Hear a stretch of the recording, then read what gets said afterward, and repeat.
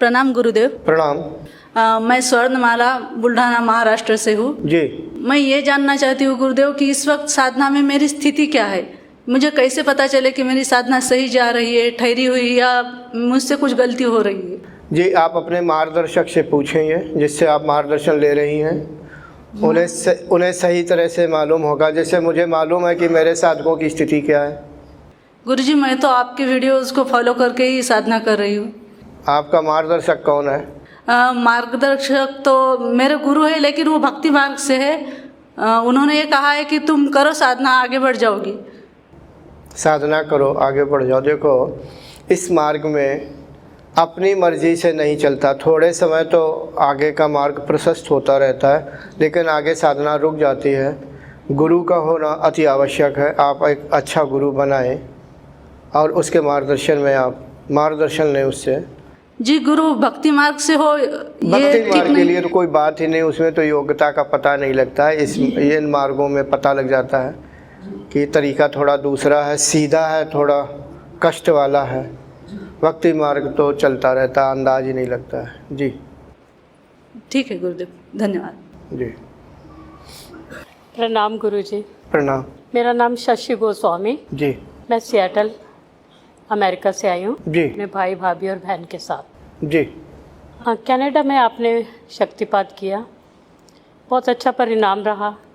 कुंडलिनी हृदय चक्र से ऊपर तक आ गई और बहुत अच्छा रहा। कड़की आवाज़ें आनी, सब हुआ, कानों में आवाज़ें, सब। कुंडलिनी की अनुभूति होती है आपको? हाँ, एक वही समस्या हुई, सबको बताने की वजह से मुझे अनुभव आने बंद हो गए। तो अब मुझे ये डर लग रहा है, इसलिए मैं बताने से हिचकिचा रही थी कि मेरे गले तक आने लगी है कुंडलिनी। पूरा गर्म रहता है, जैसे भाप निकल रही हो पूरे पीठ तक, सर्दी में भी। तो मुझे डर लग रहा था कि बताने से कहीं मेरी कुंडलिनी यहीं तक ना रुक जाए। तो यही मेरा शंका में लिप्त प्रश्न था। आपने बता ही दिया है, अगर रुक गई तो क्या होगा? देखो, ऐसा नहीं होता है। जैसा आप अभ्यास करेंगे उसकी गति वैसी ही होगी। बताने का कोई फ़र्क नहीं पड़ता है। आपने मुझे बता दिया कि ऐसा है, लेकिन मुझे नहीं मालूम था कि आपकी कुंडलिनी ऊर्ध्व है। मुझे ऐसा कुछ याद नहीं आ रहा वहाँ का वीडियो देखूं, या ये जैसे मैंने सन्यासी जी को अभी किया, कुंडलिनी ऊर्ध्व कर दिया और भी कुछ ज़्यादा उसको आगे बढ़ा दिया। कारण तक में वो चला गया, लेकिन वो सन्यासी, लेकिन उन्हें अभी पता नहीं लगा, आगे पता लगेगा। और मैं भूल जाऊंगा, मैं अपनी बताता भूल जाता हूँ। बहुत लोग साधकों का मार्गदर्शन करता हूँ तो भूल जाता हूँ। याद नहीं मुझे कि शक्तिपात किया होगा, किसके ऊपर कैसा शक्तिपात किया, क्या संकल्प था, मुझे याद नहीं। अगर आपको ऐसा महसूस होता है तो साधकों के बताने के अनुसार मैं मान लेता हूँ, या जब आगे पता लगता है तब मैं समझता हूँ कि कहीं भ्रम में तो नहीं था वो साधक। जी गुरुजी, आपने बहुत अच्छा किया और बहुत अच्छे रिज़ल्ट मिले। मैंने आपसे प्रार्थना भी की थी कि खाने में मेरे को बहुत रुचि रहती है, वो भी बहुत कम हो गई। अब दिन में एक बार भी खा लूँ तो मुझे खूब संतोष रहता है। तो अब आपसे प्रार्थना ये करूँगी, थोड़ी सी नींद कम होनी चाहिए, क्योंकि मैं मुश्किल से 2 घंटे निकालती हूँ। तो क्योंकि नींद को थोड़ा कम हो जाए तो मैं और साधना कर सकती हूँ। सोएंगी आप? मैं कानपुर यूपी इंडिया और सिएटल यूएसए, संभवतः दूरी 14,000 किलोमीटर या 13,000 किलोमीटर, मालूम नहीं, कुछ ऐसा ही। आप कम सोइए, कम नींद आएगी। चलो, ये तो रही आपस, नहीं उत्तर नहीं है, ये तो मजाक की बात है। अगर आप कम सोना चाहती हैं, एक अच्छी बात है, अच्छी सोच है। मनुष्य की जैसी सोच होती है पहले, फिर वैसे ही बनने का प्रयास करता है या बनता है। इसके लिए आप शाम का भोजन थोड़ा कम करें। जो भी आप भोजन करें थोड़ी सी मात्रा घटा दें।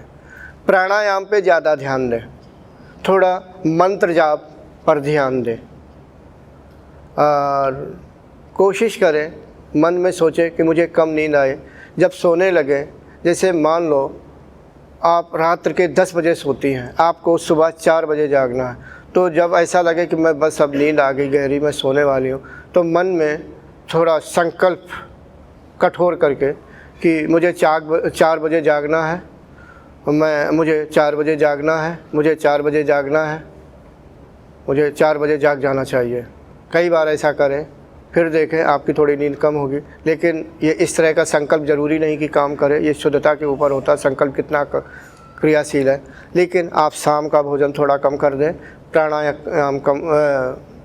प्राणायाम ज़्यादा कर दें, मंत्र जाप ज़्यादा करें, ओम मंत्र को मैं ज़्यादा कहूँगा।